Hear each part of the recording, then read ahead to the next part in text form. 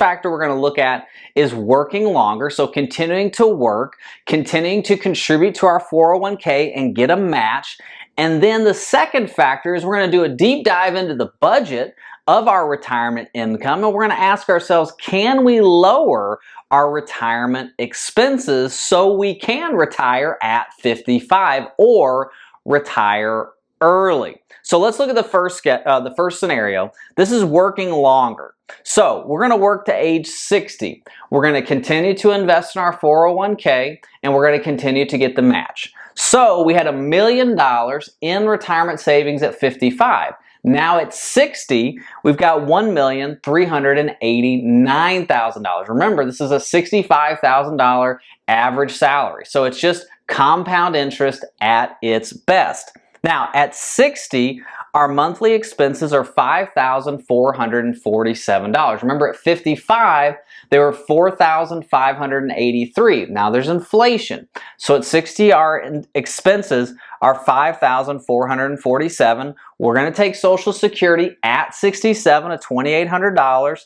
6% is our rate of return on the money in the market, and 3% is our inflation rate on our monthly expenses. So at 67, 7 years of a distribution coming out of our retirement investment accounts, we'd have $1,444,000, and then we'd kick on Social Security.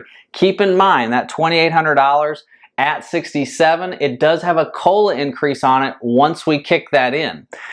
From $1,444,000 with our monthly expenses, we're out of retirement income at 99. It's a pretty good scenario. 99 years old, we're out of money. I'll take that when we're doing retirement planning. Now, the second strategy, we've got $1 million. We want to retire at 55. We don't want to work that 5 extra years. What can we do? Well, we can lower our expenses. So in the first two strategies, our expenses were $4,583. What if we took $6,000 annually off the table? So we lowered our monthly expenses to $4,000 from $4,583. So all the components are still the same. Retiring at 55, 6% rate of return, 3% inflation, claiming Social Security at 67. From $1 million, when we start claiming Social Security, we'd have $913,000. So 12 years, we go down about, what's that, $80,000-ish, and we're out of money at 91. That's actually a really good scenario. We've now made it to our early 90s. And keep in mind that your spending in retirement is going to decrease automatically over time. It's kind of like an upside down bell curve when you get into retirement. You spend more as you go into it, right? And then as you're kind of in there, it decreases. But how it works is when you get to your late 80s, early 90s, it starts to increase a little bit because of medical expenses. But in these scenarios, I feel really good getting us into our 90s. So I hope this has helped. Can I retire with $1 million? God bless. Bye-bye.